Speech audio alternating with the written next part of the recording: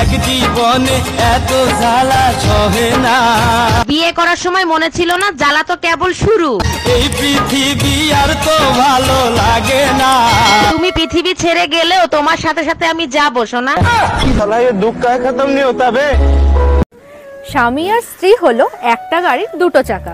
একটা চাকা খারাপ হয়ে গেলে গাড়ি আর চলবে না। তাই সব সময় একটা করে অতিরিক্ত চাকা রাখুন, যেমন পরের বউ।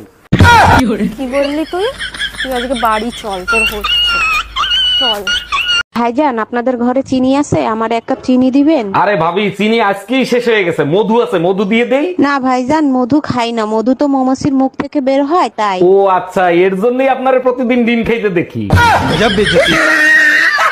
জানো আজকে তোমার আর আমার ব্লাড রিপোর্ট আনতে গেছিলাম। আরে তাই নাকি? তার রিপোর্ট দেখে ডাক্তার কি বললো? ডাক্তার বললো তোমার আর আমার ব্লাড গ্রুপ 1। কেন হবে না? আজ 10 বছর ধরে তো আমার রক্তই খাচ্ছো। এই কি বললা? আমি তোমার রক্ত খাই?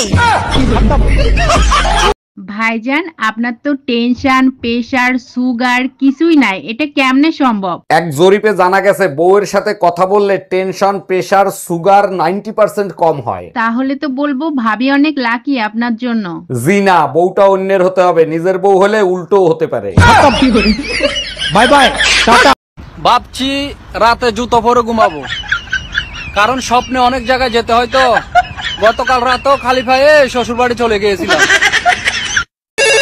হ্যালো, এইটা কি বিদ্যুৎ পাওয়ার অফিস? হ্যাঁ, বিদ্যুৎ বিভাগ থেকে বলছি। বলুন আপনার কি সেবা করতে পারি? আমার বউরে না কারেন্টে ধরছে। ও আচ্ছা, বুঝতে পারছি। লাইন অফ করে দিতে হবে। আরে না, আপনাদের লাইন তো 220, ওটারে বাড়ায় 440 করে দেন।